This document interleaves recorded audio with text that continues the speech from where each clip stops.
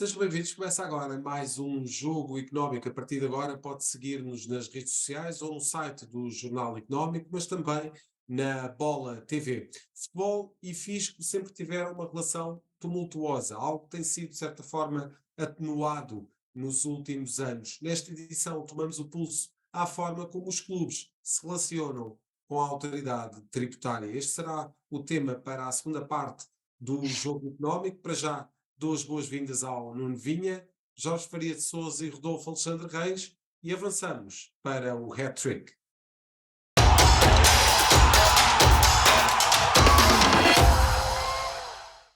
Lançamos assim para debate três números que marcaram a semana. Rodolfo, esta semana conhecemos as contas das SADs dos três grandes de futebol referentes ao primeiro semestre desta temporada.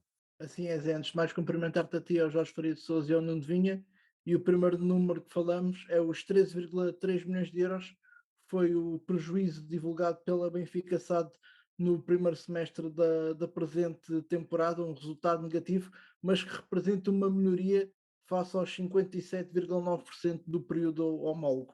E começo por ti, Jorge. De facto, houve aqui uma melhoria, ou seja, o Benfica conseguiu ter menos prejuízos do que teve em período homólogo da época passada, um forte investimento, e, de certa forma, até aqui, estes prejuízos atenuados com a excelente performance que o Benfica teve na fase de grupos da Liga dos Campeões. Sim, boa tarde, cumprimentar-te a ti, ao Rodolfo e ao Nuno Vinha. Obviamente que sim. O Benfica vem de épocas a fazer investimentos absolutamente colossais e é bom recordar, nomeadamente há 2 temporadas atrás, com o regresso de Jorge Jesus e mais de 100 milhões de investimento, acabaram por redundar numa época aliás, nas últimas 2 épocas sem qualquer título, e este ano acaba por ter uma melhoria significativa nos números, olhando para este relatório de contas.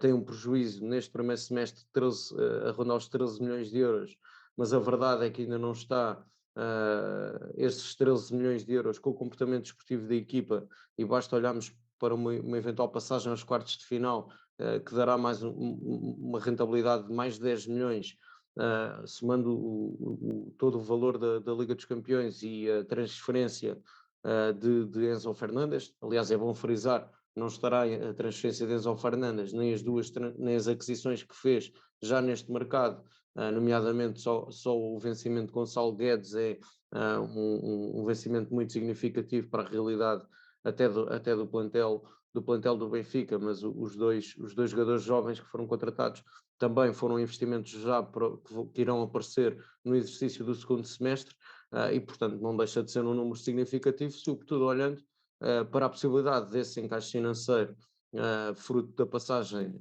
para já aos quartos de final, e veremos o que é que ditará o sorteio depois, e por outro lado com um encaixe financeiro, com uma das maiores transferências de sempre do futebol português, de Enzo Fernandes para o Chelsea. Muito bem, vamos ver se conseguimos acelerar para Eu vou só, conseguir as contas dos três.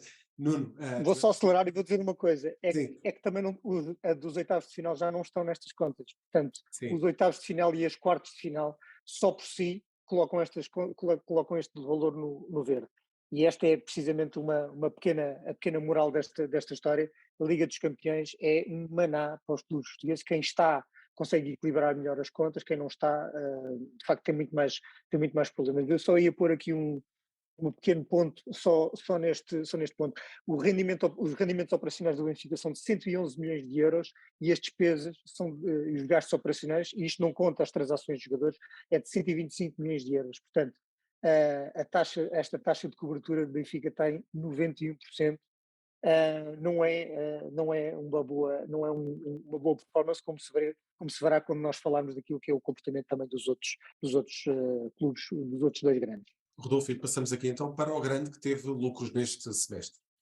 Falamos de 47,5 milhões de euros, foi quanto os Leões tiveram de lucro no primeiro semestre desta temporada, e de resto, aliás, permite à Sporting SAD alcançar capitais próprios positivos pela primeira vez em 5 anos, no valor de 31,2 milhões de euros, o valor mais elevado da sua história.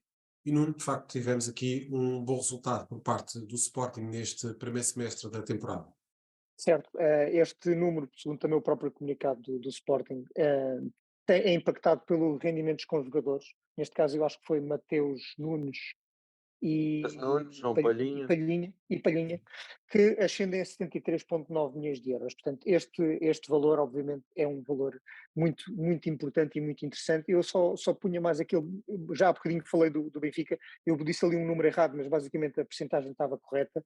Mas, de facto, os rendimentos operacionais do Sporting são de 74,4 milhões de euros e os gastos são de 65 milhões de euros, o que significa que há aqui um rácio de 87%. Não é um rácio excelente do ponto de vista daquilo que é o comportamento de outros clubes na Liga dos Campeões e nas principais ligas europeias, mas é 87,3%, o melhor, é uma boa cobertura, é melhor do que aquilo que é o Benfica neste momento. E sim, de facto, vê-se pelo próprio comunicado do Sporting, ao longo de todas aquelas linhas, que de facto há ali uma série de resultados que são considerados o melhor do semestre, o melhor de sempre, o melhor historicamente, o que significa que há algo que está aqui a acontecer no Sporting num bom caminho, no sentido de reduzir o passivo e de conseguir equilibrar financeiramente as suas contas, de maneira a não ter de depender tanto deste valor que aqui está, que é a venda dos jogadores, para equilibrar e para fazer estes resultados no verde. Jorge, temos aqui uma gestão rigorosa da SAD do Sporting. Sim, uma gestão rigorosa, e eu até diria que é fundamental haver uma aliança entre a equipa técnica e a administração, e esta aposta em jovens, como foram o caso de Mateus Nunes, o próprio João Palhinha depois do seu regresso e que valeu ainda uma transferência de um valor significativo, obviamente que é fundamental, e acho que aí há mérito, obviamente, de quem dirige o clube, e há também muito mérito, na minha opinião, da equipa técnica, e a verdade é que se os resultados desportivos esta época não tem sido de feição. Financeiramente, parece-me que o clube vive melhores dias do que provavelmente vive dos melhores momentos da sua história recente. E não deixa isso de ser significativo. Deixar apenas uma nota para quem nos está a ouvir.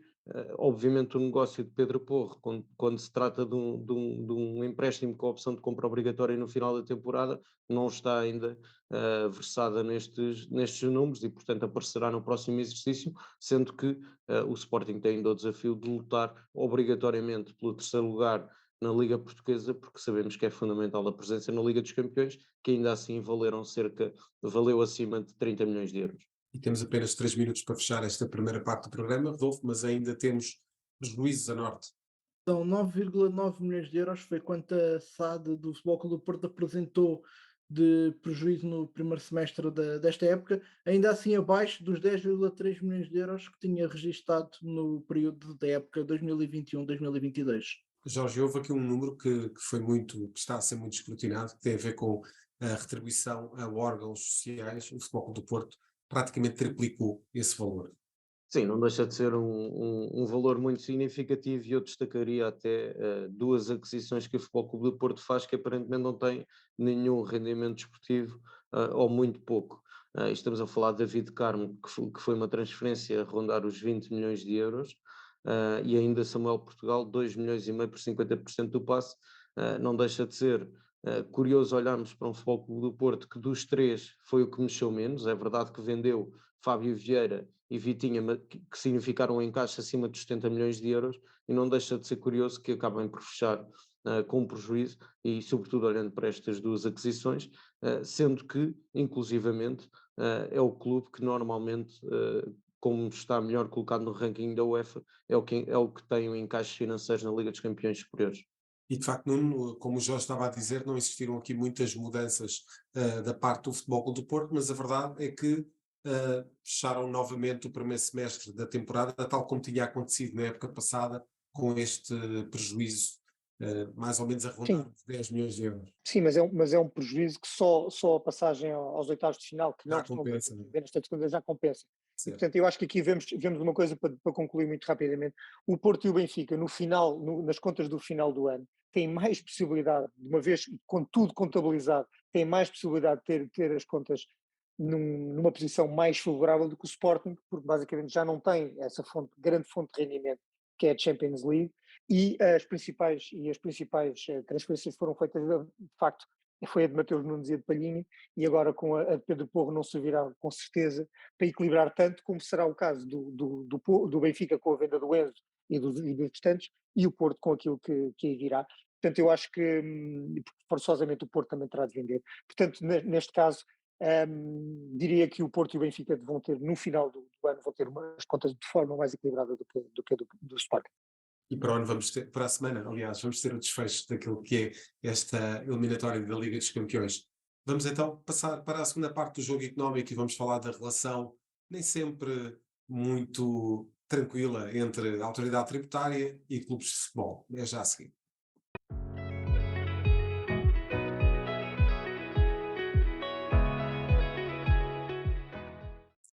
Estamos de volta para a segunda parte deste jogo económico. Na época passada, o futebol profissional em Portugal pagou 214 milhões de euros em impostos ao Estado. São mais 11,5% do que na temporada de 2020-2021. Nesta edição do Jogo Económico, vamos perceber como é que está a relação entre as SADs do futebol português e a autoridade tributária. Rogério Fernandes Ferreira é fiscalista, managing partner da RFF e Associados e antigo secretário de Estado dos Assuntos Fiscais. É o nosso convidado para esta segunda parte do Jogo Económico. Muito obrigado, doutor Rogério Fernandes Ferreira, pela presença neste Jogo Económico. Começo por lhe perguntar se podemos dizer que, de certa forma, a criação das sociedades anónimas desportivas no futebol melhorou, de certa forma, a relação dos clubes em Portugal com a autoridade tributária. Eu diria que sim. Atualmente, como sabem, as sociedades desportivas têm diplomas próprios que regulam estas matérias. Portanto, nós hoje temos a Sociedade Anónima Desportiva e a Sociedade Desportiva Unipessoal por cotas. Por um lado, portanto, isto tem regimes próprios. Por outro lado, há um regime jurídico próprio e especial, também para as questões fiscais, que é um diploma de 97, os outros são um bocadinho mais antigos, e portanto isto também criou regras próprias para as sociedades desportivas fiscais, nomeadamente, ou seja, com regras especiais sobre gastos específicos, regras de amortizações, regras de investimento, regras também sobre responsabilidade por dívidas ao fisco e à segurança social. Por outro lado, o próprio governo também preocupado em regular melhor estas situações, nomeadamente as fiscais, também, mais recentemente em janeiro, aprovou uma proposta de lei em sede de Conselho de Ministros que também promove os deveres de idoneidade e de transparência das sociedades, dos administradores e dos investidores, e, por outro lado, também com este novo regime que agora é aprovado, também se procura o combate ao branqueamento de capitais nas sociedades desportivas. O que é certo é que das 18 equipas que existem na Primeira Liga, 16 são SADs e apenas 2 equipas são sociedades desportivas unipessoais por cotas, como sabe, o Rio Ave e o Paços de Ferreira. Uhum. Bom, o que se pode, portanto, dizer, eu acho que a resposta é que parece correto, podemos dizer que as sociedades anónimas desportivas e que as sociedades desportivas e que estes novos regimes legais e fiscais, que também se aplicam aqui outros regimes subsidiários, como o Código de Valores Mobiliários, o Código das Sociedades Comerciais, mas isto de facto melhora a relação do futebol em Portugal com a autoridade tributária, porque passam a existir critérios mais claros, mais uniformes relativamente ao tratamento fiscal e também, por outro lado, uma maior exigência no que respeita à transparência fiscal e contabilística nas operações.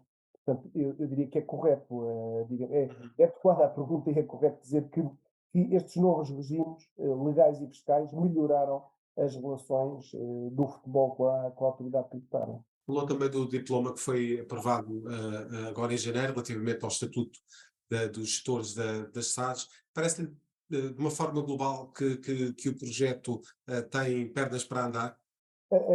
Repare, eu penso que sim, aliás, é a tendência também noutras áreas, esta tendência do combate ao branqueamento de capitais, por um lado, e também à promoção de regras de idoneidade dos administradores e dos gerentes das sociedades em geral, e portanto faz sentido que também aqui se apliquem estes princípios que se estão a aplicar noutro tipo de sociedade, não é? Nós, como dissemos nesta introdução, temos vindo ano após ano e esses dados são possíveis de aquilatar a partir do anuário da Liga Portugal, que é este feito, que é concebido todos os anos, todas as épocas desportivas em parceria da Liga Portugal com a UI, e tem sido possível notar que nesses 6 anuários tem existido sempre, de ano para ano, um crescimento ao nível do que é a contribuição das 34 SADs desportivas, mais a Liga Portugal, em termos de impostos. Tem existido sempre um crescimento nas contribuições ao Estado. Esse crescimento nessa retribuição, ano após ano, é efetivamente um bom sinal para todos os envolvidos. Repare, os dados que eu tenho coincidem com os que tenho que refere. Portanto, o que eu conheço é, de facto, este anuário do futebol profissional português, que é produzido pela Ernst Young em parceria com a Liga de Portugal. Se nós olharmos aos impactos fiscais detalhados nesse documento, para a época 2021-2022, nós verificamos que o principal aumento das contribuições foi no IVA, que passou de mais ou menos 14,8 milhões para 38,8 milhões. Portanto, esse é o aumento, digamos, mais relevante que nós sentimos. Portanto, este é o principal aumento foi no IVA. Este relatório não dá grande detalhe, diz que esse aumento do IVA decorre de outros, aumento do IVA no detalhe outros não especificados. Portanto, não é muito fácil de saber qual é que é a concreta natureza das operações que determinaram este aumento concretamente aqui no IVA liquidado e pago. E, portanto, também não estamos em condições de poder dizer se isto é uma tendência futura e, portanto, se estas operações são operações que foram pontuais, pelo menos nesta época, ou não. De qualquer forma, o que me parece é que é uma boa notícia esta tendência, porque isto implica, obviamente, um aumento de receitas e também um aumento do volume de negócios dos clubes, e, portanto, aumentando as receitas e aumentando o volume de negócios, isto também permite maiores investimentos, nomeadamente em território nacional, e também, consequentemente, desenvolvimento das regiões,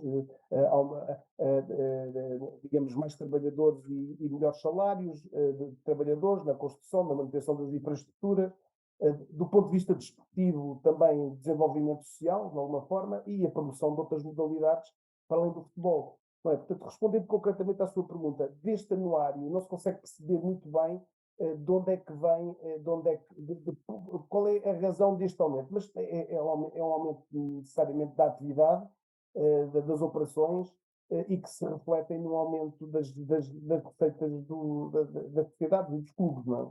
E vou largar naturalmente a conversa aos nossos comentadores, ao Nuno Vinha e ao Jorge Faria de Sousa. Não começo precisamente por ti. Nós habituámos aí há alguns anos, talvez há 20 anos, há uns 20 anos, a ver uma relação um bocadinho conturbada dos clubes com a autoridade tributária, com uma série de posicionamentos até por parte dos clubes de forma individual. Enfim, não existia aqui propriamente uma posição de grupo, uma posição que se pudesse assumir como a totalidade do futebol português, mas habituámos a algumas quesílias, algumas querelas entre os clubes de futebol e a autoridade tributária. Aquilo que nós temos assistido de há uns anos para cá é um amadurecimento tanto do modelo das sociedades anónimas desportivas, como se calhar até da própria máquina da autoridade tributária. Em primeiro lugar, boa tarde, Dr. Rogério, obrigado por ter vindo, é um prazer estar consigo. Eu acho que o facto de existirem estas SADs tornou de facto as estruturas muito mais profissionais, como disse há pouco o Dr. Rogério, porque acho que obviamente existe essa ideia. As pessoas mais profissionais em princípio são um bocadinho mais desapaixonadas no que toca a posições extremas se me estão a pedir isto é porque estão contra o meu clube, se estão a pedir menos ao outro é porque estão a favorecer aquele, etc. E são muito mais profissionais e muito mais orientados para a gestão daquilo que é, na verdade, uma enorme empresa. Um clube de futebol, um dos grandes clubes de futebol, dos grandes clubes de futebol da Primeira Liga são grandes empresas que empregam centenas ou mesmo milhares não digo milhares, mas sim, milhares de funcionários que têm, como vimos agora nas contas deste semestre, ganhos e receitas, resultados operacionais de muitos milhões de euros e, portanto, obviamente, nenhuma empresa quer ter uma má relação com a autoridade tributária, querem ter relações normais, pacíficas, tranquilas, porque qualquer empresa, como nós já referimos várias vezes, quer a estabilidade. E essa estabilidade também se pretende que seja ao nível dos impostos, ao nível das contribuições que tem que pagar, porque só assim é que se pode ter um modelo de negócio previsível e resultados que possam ser expectáveis, não é? Que as empresas e que as gestões possam verificar que tenha alguma previsibilidade, como eu estava a dizer, para que o negócio possa avançar. Portanto, sim, esse maior profissionalismo das SADs que se espera, e ainda por cima agora com critérios de idoneidade a vir a ser aplicados aos administradores, ainda tornará essa questão mais premente, ainda tornará esse ponto ainda mais forte, digamos assim. E Jorge, de facto, pegando aqui na deixa do Nuno Vinha relativamente àquilo que é o estatuto dos gestores das SADs, de facto existe aqui um certo conforto da parte do governo em avançar com este diploma, sabendo que ao nível daquilo que é a relação dos clubes com a autoridade tributária, que as coisas estão de certa forma normalizadas. Isto, sobretudo se compararmos com aquilo que tínhamos há muitos anos, em que existiam ali sempre algumas quesílias entre os clubes e a autoridade tributária. De facto, existe aqui o tal amadurecimento na relação, e isso só podem ser boas notícias para os clubes, não é? Julgo que sim, antes de mais cumprimentar o Dr. Rogério, eu acho que em primeiro lugar, e é verdade, e concordo com o que dizia o Nuno relativamente à profissionalização do futebol português, ainda assim estamos a anos-luz de outras ligas de outras dimensões, logicamente, mas não deixa de se registar, obviamente, um conjunto de passos que têm vindo a ser dados, quer por via legislativa, quer por via daquilo que são as normas nomeadamente as normas recentes que a FIFA quer implementar para as próximas temporadas desportivas. Mas não deixa de ser curioso quando falamos, e ainda na semana passada, aqui na segunda parte, também discutimos uma questão tributária que envolve o IMI, embora, como sabemos, o Imposto Municipal sobre Imóveis é condicionado sob a decisão do Executivo Camarário, revisto depois e aprovado em Assembleia Municipal, relativamente à sua fixação e também às exceções que existem, nomeadamente clubes podem ter essa exceção devido ao facto de serem entidades de utilidade pública, mas a verdade é que olhamos, e para não irmos aqui ao futebol português, mas podemos olhar aqui para o país vizinho e quando percebemos que existem N casos envolvendo transferências, envolvendo normalmente os 2 ou 3 agentes que dominam o futebol europeu, envolvidos em casos de fraude fiscal e eventualmente e alegadamente situações de fuga ao fisco, ou mesmo se olharmos para esta situação que também já aqui discutimos, quer o Nuno Vinha, já trouxemos cá esse tema, relativamente ao Chelsea, que está a rubricar contratos a 8 anos para contornar, de certa forma, o fair play financeiro e diluir a amortização do investimento que tem vindo a fazer em contratos dos jogadores, obviamente que me parece que ainda não é suficiente. Porque olhamos depois para transferências, como para dar um exemplo português, como a do Fábio Silva, quando se transfere do Futebol Clube do Porto para o Wolves, em que estamos a falar de uma comissão acima de 25%. Ao que tudo indica, a FIFA quer regulamentar para 3%, se a memória não me falha. Uhum. E, portanto, que interesse poderão vir a ter os superagentes quando têm vindo a somar comissões absolutamente gigantescas, passando para 3%, e isso parece-me que também é relevante, e sobretudo fiscalizar essa situação. Porque parece-me que é muito mais fácil para a autoridade tributária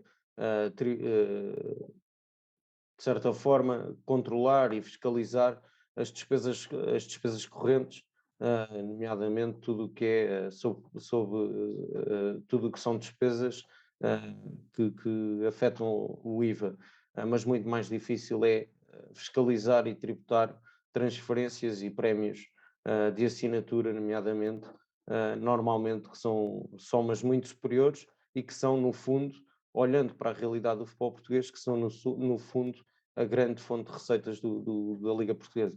Já deixo precisamente a deixa precisamente para o próximo tópico que irei abordar com o Dr.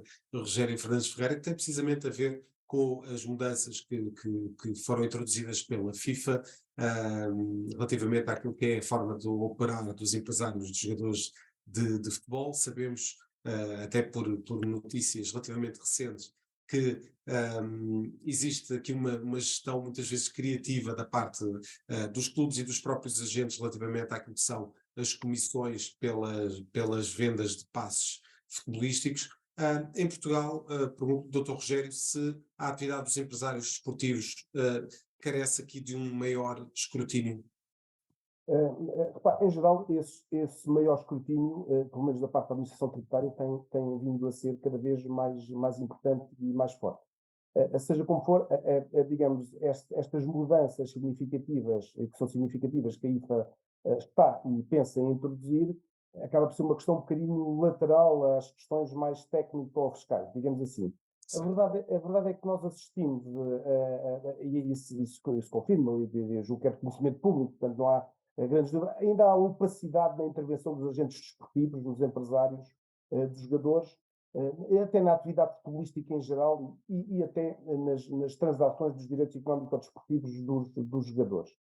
E, portanto, daí que mudanças que venham mesmo, digamos, externas às questões técnico-fiscais, que possam contribuir para desmistificar esta intervenção dos agentes desportivos e dos montantes que lhes são pagos, eu diria que são naturalmente também elas bem-vindas e só podem contribuir quer para o fortalecimento da atividade, quer para as boas relações entre estes contribuintes e efetivamente o fisco. Bom, aqui os agentes desportivos têm alegado, com alguma razão, que não estão representados nas Assembleias Gerais da IFA, da UEFA ou das Federações Nacionais. E, portanto, de alguma forma, estão a ser regulamentados e regulados por entidades, digamos, nas quais não participam e, pelo menos, efetivamente, não são ouvidos. Reparem que nas ordens profissionais, por exemplo, as ordens profissionais têm representantes que são membros eleitos pelas próprias ordens profissionais e, portanto, participam ainda aqui diretamente nas suas próprias decisões, o que aqui efetivamente não acontece. Do que eu sei, a FIFA estará a equacionar a criação de uma clearing house por onde deverão passar os dinheiros das transferências e que será também um mecanismo que ele, por ele próprio, poderá transmitir e criar maior transparência e com isso também perceber-se melhor, mais exatamente, mais concretamente, quais são os pagamentos que são efetuados nas transferências dos jogadores. E, portanto, simultaneamente, isto permitirá também às autoridades tributárias dispor de mais elementos de fiscalização. Repare, mesmo nas transações imobiliárias, em alguns países, as transações imobiliárias passam por notários, não é? Portanto, também os notários em França ou na Suíça, as transações não são pagas, digamos, os pagamentos não são feitos propriamente entre quem compra e quem vende. Há um intermediário a quem se entregam os montantes que, digamos, quando a operação é efetuada, e ficam registros e controlos, não é? Portanto, é um bocadinho o que se está a passar aqui também nesta área e será também um pouco o que está, de facto, a equacionar também a IFA com base neste FIFA Clearing House, que me parece, de facto, aqui também uma boa medida de controle e que facilitará, obviamente, também aqui a atividade da administração tributária, porque passará a dispor de mais elementos de fiscalização. Portanto, parece-me que é o que está a acontecer.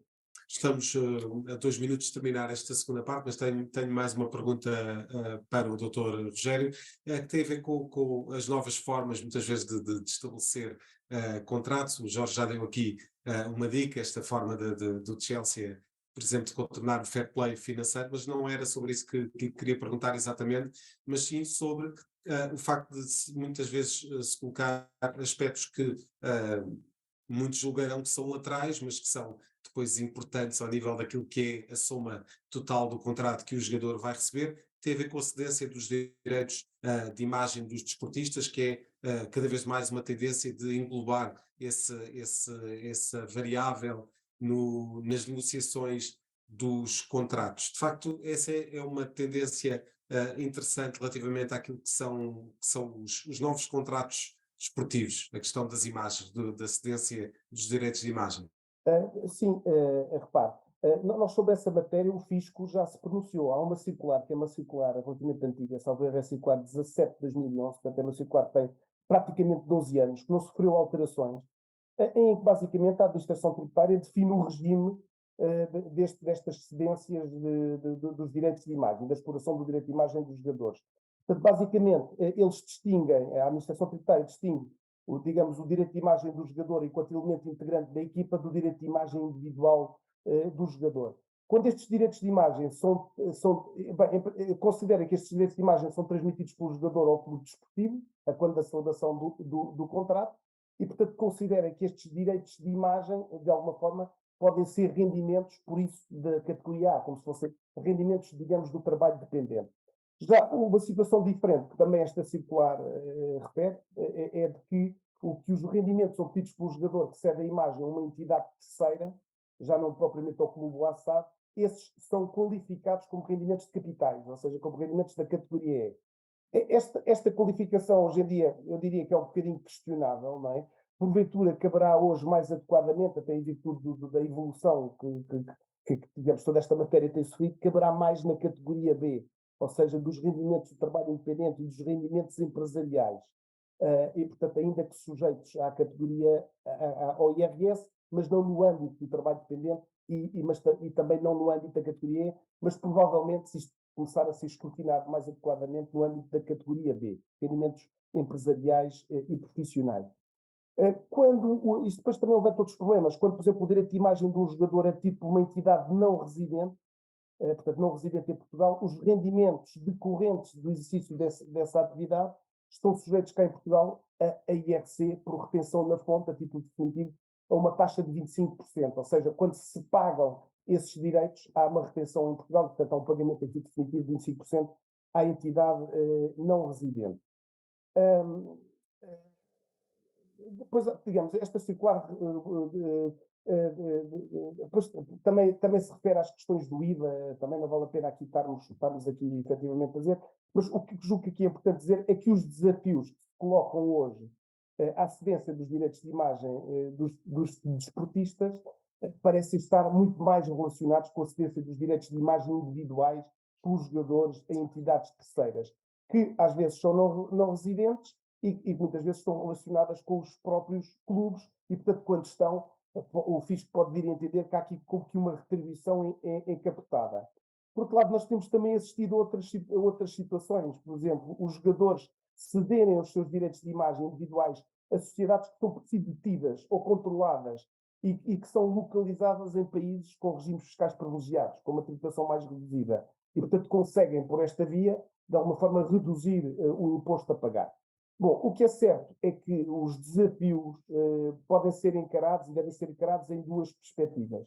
Por um lado, a administração tributária poderá sempre, como tem feito, até em situações que são mais ou menos públicas, tentar lançar mão de uma cláusula, que é a cláusula geral anti-abuso, que vem prevista na Lei Geral Tributária, por um lado, mas também o desafio é que também não se pode deixar à administração tributária o poder de decidir como é que os contribuintes organizam os seus próprios negócios. Portanto, há aqui uma liberdade contratual que não pode ser coartada por razões puramente fiscais.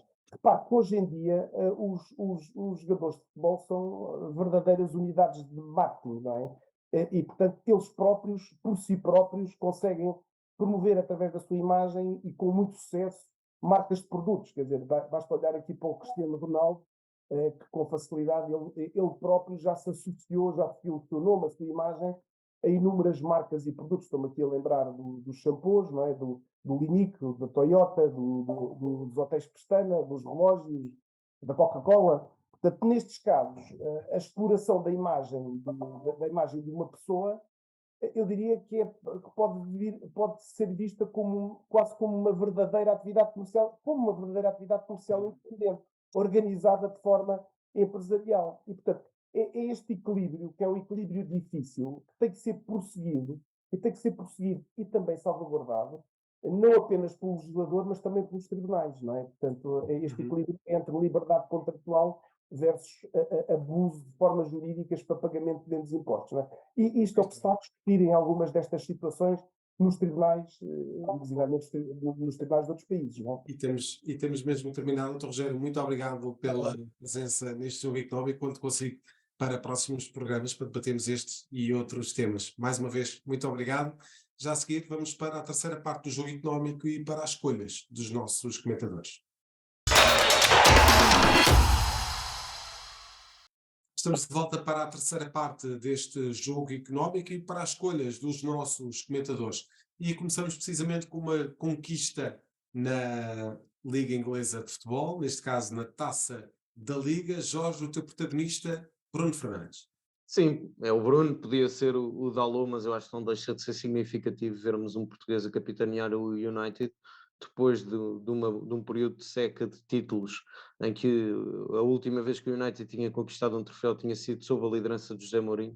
Não deixa de ser curioso que agora, com a ajuda do capitão Bruno Fernandes, é um dos jogadores com mais minutos somados, e só para as pessoas terem uma ideia lá em casa, estamos a falar de numa época, se calhar, que até tem sido se calhar menos vistosa, mas tem sido o jogador a somar mais minutos, já leva 7 golos, 9 assistências, é preponderante e é o grande líder desta equipa, é a extensão do treinador dentro de campo, e acabaram por vencer 7 anos depois, voltar a vencer um troféu, sendo o capitão Bruno Fernandes, e portanto para mim uma das grandes figuras da semana. E vamos ver se este Manchester United consegue encarrilar então no caminho dos títulos ou se vai voltar a ficar todo esse período de jejum. Vamos também para a figura do Nuno Vinha relativamente a esta semana. Nuno, um alemão cada vez mais português.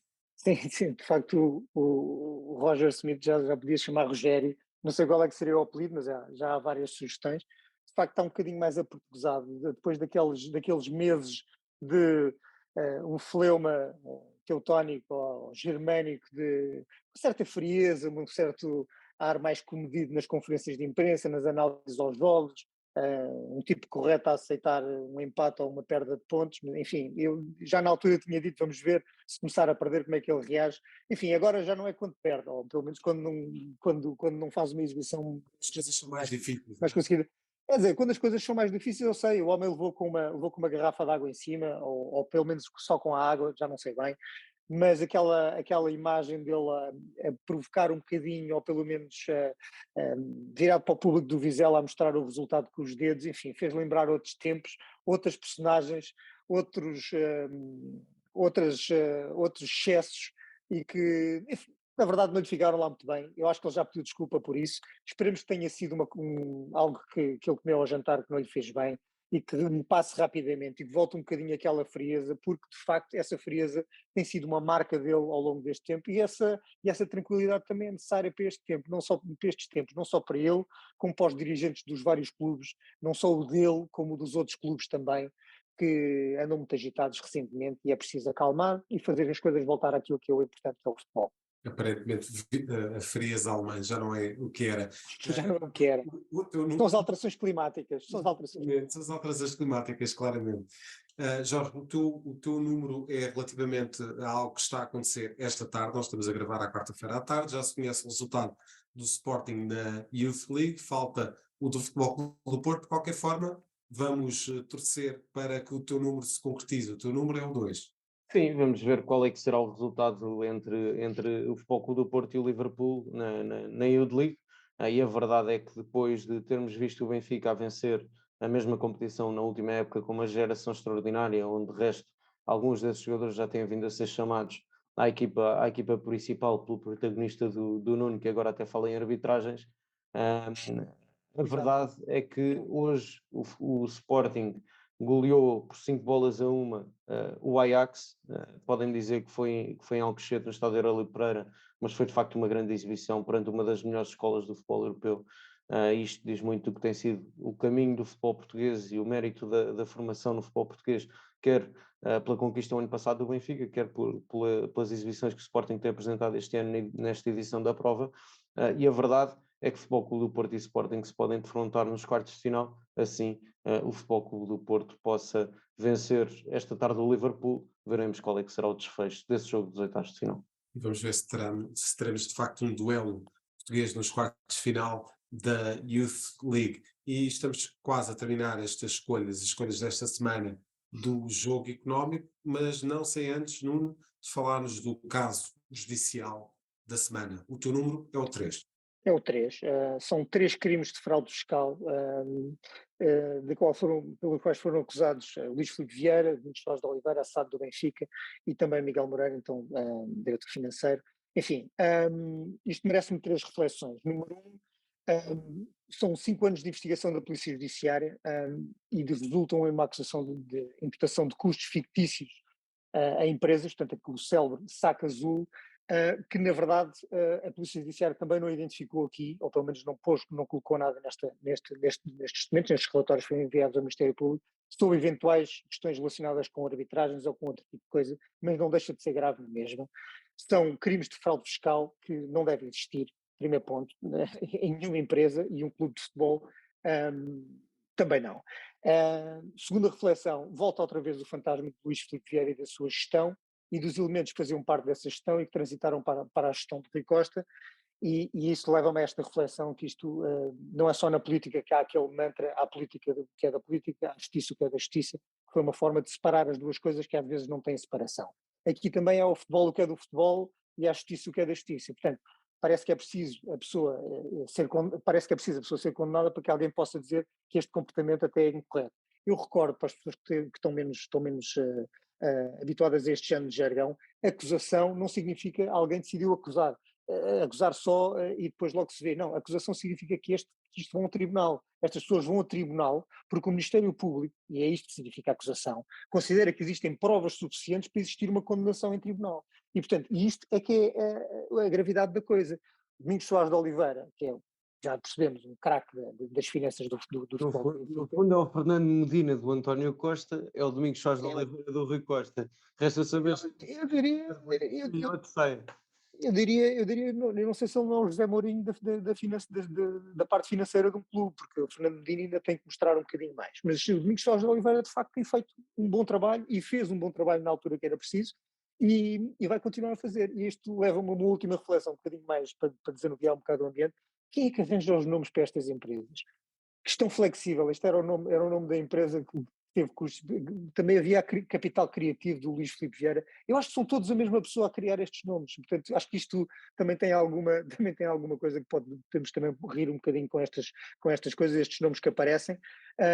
Mas, de facto, o facto mais importante é que há uma SAD, há um dirigente desportivo, há um ex-dirigente desportivo do Benfica que vão responder em tribunal por 3 crimes de fraude fiscal e 19 de falsificação de documentação relacionada com este caso. E isso é grave. Muito bem. Nuno Vinha, Jorge Faria de Sousa, muito obrigado pela presença neste jogo económico. Voltamos para a semana sempre com os números que contam dentro e fora das 4 linhas. Até para a semana.